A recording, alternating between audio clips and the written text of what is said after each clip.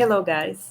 My name is Loren Bergantini. I just finished my PhD in visual arts in the program of the graduate program of visual arts from the School of Communications and Arts of the University of São Paulo in Brazil.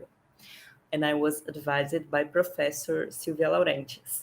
I'll present to you part of this research, the practical research, and my presentation is called Sinfonia para a Solidão, Poetic Approach of Multisensory Processes in the Pandemic Context.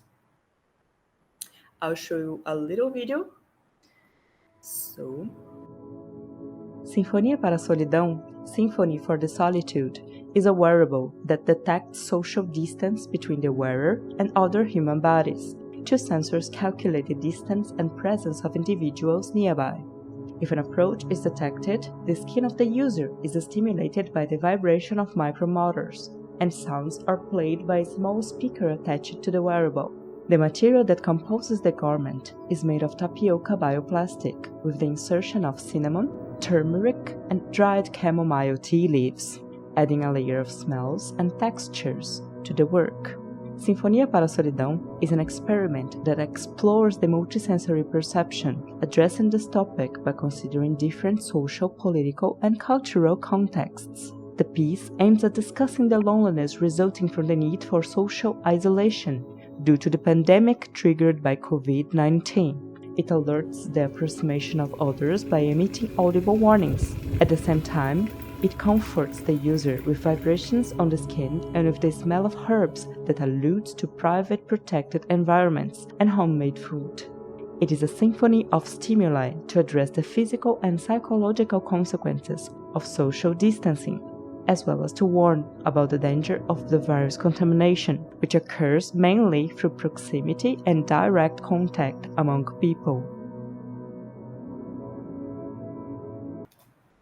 As you could watch in the video, Sinfonia para a Solidão is a wearable that detects social distance between the wearer and other human bodies, expressing it through tactile and auditory stimuli. The experiment was developed during a PhD research that was focused in the investigation of multisensory processes through the association of art, science, and technology. And the relation between theory and practice was explored by a bibliographic survey of the theme on both scientific and artistic contexts, as well as by the analysis of artworks and the development of poetic experiments. So Sinfonia para a Solidão was one of them. The creative process for the concept and design of the wearable occurred in the context of social distancing policies in the pandemic context of 2019 and 20. So the development of the experiment was highly influenced by the do-it-yourself culture and information shared by the online community. Some of the theoretical references are related to the research of multisensory processes in cognitive sciences and neurosciences and new media art. So I investigated this relation between art, science, and technology. So one of the main questions of my investigation was how can artists contribute to this research on multisensory processes? But what is this? What is multisensory process? So this term would be interpreted as a generic overarching term describing processing, perceptual processing involving more than one sensory modality, but not exactly specifying the nature of the interaction between them. So I brought to you some examples of research on multisensory process. You have the example of synesthesia, cross-modal interactions, so how the stimuli from one sense can affect the perception of another sense, or how can we relate it. There are some research about this topic on human development, attention, speech processes, and multisensory integration, so how the brain integrates this information from different senses. For the artistic references, I brought to you three main wearables that were references for this experiment. The first one was Spiel by Peter Van Haften, Michael Montanaro, Tatev Yezian, and Yansu Wang, that was a performer. It's a wearable that she put it in her mouth.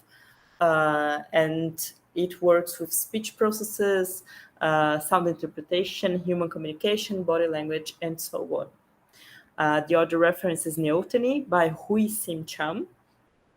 And it's a wearable that she puts in her neck, and it relates her body posture, so the proprioception of the wearer, and the muscle tensions. There are some sensors that can detect the tension of the muscles here. And depending on the position of your body, it is related to different senses, to different smells and scents. The third reference was that I brought to you is Shibon by Sarapetkus. It's actually a project with many wearables that they are based on sensors that detect woman arousal and creates different forms of visualization of woman arousal. That's why it's called Shibon. It's a very interesting project that brings to us this discussion about woman sexuality. The two main references for me was, of course, the Arduino online community. There were many tutorials and examples. I highlighted 3 of them that were very important for the development of this wearable.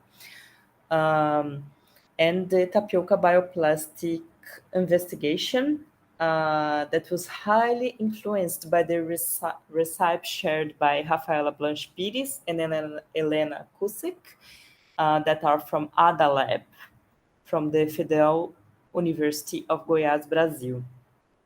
So here's a schematic of the Arduino circuit. So you can see the 2 sensors, the PIR and the ultrasonic sensor, the speaker, the micro vibration motors, and of course the battery to make it independent from the computer. There are some photos of the process and how I managed to put it in the wearer. And the material that composes the garment is made of this tapioca, the bioplastic. And tapioca is a manioc flour that is very common in Brazil. You use it, you put it in a pan and you can eat it. You have to heat it a little bit. And this bioplastic, you mix this tapioca with water, vinegar, glycerin, and I think that's it. Water. Yes. So you mix the tapioca with vinegar, glycerin, and water. And depending on the amount of each of these components, you can create different kinds of bioplastic. You have to cook it, and then you have to put it to dry. And after it dries, you can have different textures depending on this mixture. I tried with different spices from home, and actually was very home related to this tactile homemade food. And it's very environmentally friendly, and it also reflects how Brazilian food heritage can influence new media art. So there are some photos of the first prototypes of Sinfonia para a Solidão. As you can see, there are many different ways to put the tapioca bioplastic with the circuit, and you really have to be aware that if you do different versions of it, you have to cook the tapioca bioplastic again because it's biodegradable. So if you have like 3-4 months, it's not good, and you have to redo it. And the idea is to make a wearable that is changeable. So you can change, you can make different configurations of it. So that's it. Thank you very much for watching this presentation. Here is my email.